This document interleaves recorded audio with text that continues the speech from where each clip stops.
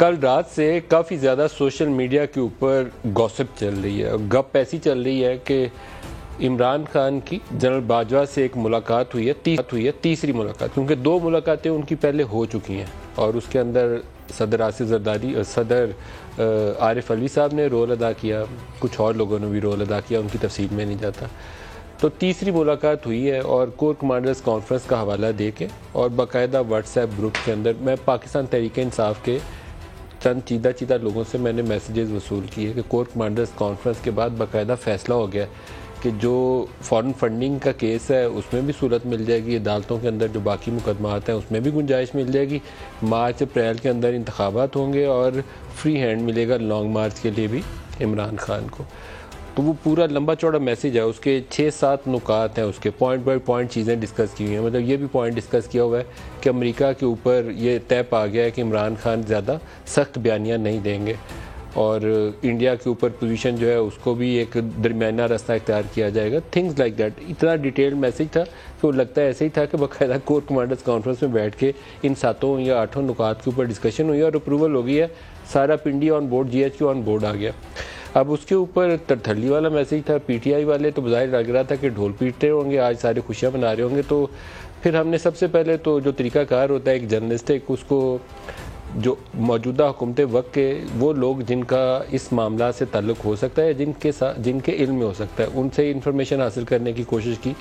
तो उन्होंने स्वाय इसके कि उन्होंने कहा कि हाँ मुलाकातें हुई हैं, राब्ते हुए हैं, किस लेवल के हुए हैं उसकी वजाहत में नहीं गए। किसी ने कहा 1 मुलाकात हुई है, किसी ने कहा 2 मुलाकातें हुई हैं, तीसरी मुलाकात की किसी ने कंफर्मेशन हमें नहीं दी। फिर कुछ रिटायर्ड लोग जो माजी में इन चीज़ों के साथ जुड़े रहे या कुछ ऐसे और पॉलिटिकल पर्सनालिटीज़ जिन्होंने सहूलत दी कि तनाव कम हो, कुछ राब्ते वाब्ते आपस में उस्तवार हो जाए, उनसे भी जानने की कोशिश की। फिर अल्टीमेटली जिनको पता होना चाहिए था उन तक भी हमने रसाई हासिल की। अब मैं 4 आपको नुकात पढ़ के बताने लगा हूँ। ये कन्फर्म पर एक जो जर्नलिस्ट तहकीकात करके दे सकता है, ये मैं वो आपको खबर दे रहा हूँ। इस इस्टेब्लिशमेंट किसी जत्थे की हमायत नहीं करेगी। ये वो मैसेज है जो loud and clear Pakistan Tehreek Insaf के लिए है कि अगर वो जत्था लेकर आएंगे और पार्लियामेंट के ऊपर चढ़ना चाहेंगे या PTV स्टेशन के ऊपर चढ़ना चाहेंगे, क्योंकि ये 2 मिसालें 2014 में हो चुकी हैं और उस वक्त की इस्टेब्लिशमेंट इस प्रोसेस को सपोर्ट कर रही थी अनफॉर्चुनेटली, और उस वक्त की पाकिस्तान मुस्लिम लीग नवाज़ की हुकूमत की ये चीज़ें नॉलेज में आ गई थी। PMLN ने अपने एक वज़ीर को भेजा एक अहम शख्सियत के पास इस्लामाबाद में मुलाकात के लिए कि ये हो रहा है। उस वक्त डिनाइल दिया गया कि नहीं ऐसा कुछ नहीं हो रहा। फिर कुछ ऑडियो टेप्स मुशाहिदुल्लाह खान ने एक इंटरव्यू में तज़किरा किया, वो वजारत से गए क्योंकि उस वक्त की नून लीग की हुकूमत आउट ऑफ फेवर हो चुकी थी। इस सारे प्रोसेस को नज़रअंदाज किया गया, लेकिन शायद वक्त गुजरने के साथ एहसास हुआ कि ये गलत प्रोसेस था जिसको इस्टेब्लिशमेंट ने हमायत की दी, जिसका नतीजा ये हुआ कि पूरा सिस्टम जो है वो मुस्तहकम नहीं रहा, निज़ाम जमहूरियत जो है मुस्तहकम नहीं रहा। हर चीज़ के लिए पिछले 3-4 साल इस्टेब्लिशमेंट को इन होना पड़ता था बेल आउट करने के लिए, इवन पार्लियामेंट के अंदर वोट पूरे करवाने के लिए, बिलिंग के लिए भी इस्टेब्लिशमेंट को इन होना पड़ता था।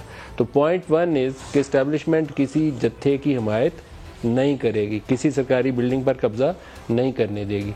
और इसकी सपोर्ट के लिए मैं आपको जनरल बाजवा का एक स्टेटमेंट सुनवाना चाहूँगा जो ऑन रिकॉर्ड है, किसी से ढका छुपा नहीं है। ये पॉलिसी है GHQ की जिसको आर्मी चीफ जो है बयान कर रहे हैं अपने लफ्ज़ों में, बताइएगा जी। Message is clear, the armed forces with the support of our citizen will never allow any country, group और फोर्स टू पॉलिटिकली और इकोनॉमिकली डिस्टेबलाइज पाकिस्तान। ये लाउड एंड क्लियर मैसेज है कि किसी को सियासी तौर पर या इक्तिसादी तौर पर किसी ग्रुप को या जत्थे को पाकिस्तान की दाखिली सूरत हाल को गैर मुस्तहकम नहीं करने दिया जाएगा।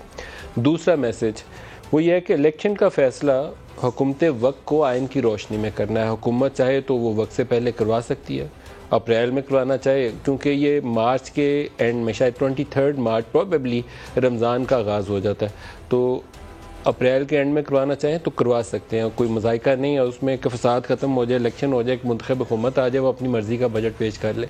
अदरवाइज़ ये अपनी मुद्दत पूरी करना चाहें तो वो इनका इख्तियार है, मुद्दत पूरी कर सकते हैं। तो नो सच डील जो इस्टेब्लिशमेंट ऑफ़र कर रही हो कि खान साहब आपकी बड़ी मेहरबानी, आइंदा से आपने मीर जाफ़र मीर सादक नहीं कहना, हम आपको मार्च अप्रैल में इंतखाबात करवा देंगे, ऐसी कोई डील नहीं ऑफ़र की गई, ना कोई ऐसी मुलाकात हुई है।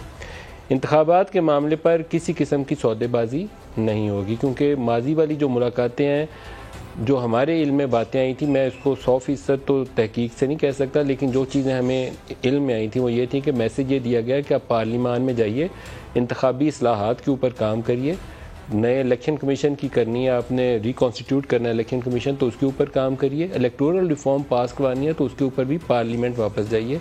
ये मैसेज दिया गया था। वो तंग नहीं करेंगे, ये उन्होंने एश्योरेंस दी कि हम आपके रास्ते में कोई रुकावट नहीं कर डालेंगे, आप जाइए पोलिटिकली इस मसले को हल करिए, पार्लियामेंट में वापस जाइए। इमरान को मैसेज दिया गया था।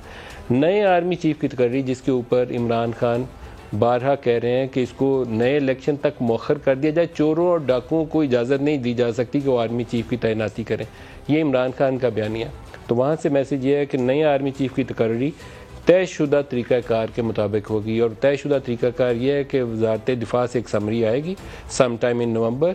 प्राइम मिनिस्टर को इख्तियार हासिल है, ये उनका इख्तियार है, वो उस समरी में से जिसको सबसे ज़्यादा सूटेबल टू कमांड समझेंगे उस समरी को तजवीज़ करेंगे नाम सदर आरिफ अलवी को, और सदर आरिफ अलवी उसकी अप्रूवल दे देंगे। इख्तियार वज़ीर आज़म का, वो किसी से मशवरे इत्तेहादी से करना चाहें, जरदारी साहब से तो कर लें। इमरान खान पार्लिमान का हिस्सा नहीं है, तो मेरा नहीं ख्याल है कि वो उनसे कॉल करके पूछना चाहेंगे। उनके इत्तेहादी भी नहीं है, अपोजिशन लीडर भी नहीं है, वैसे ये अपोजिशन लीडर से इस पर मुशावरत दरकार नहीं है।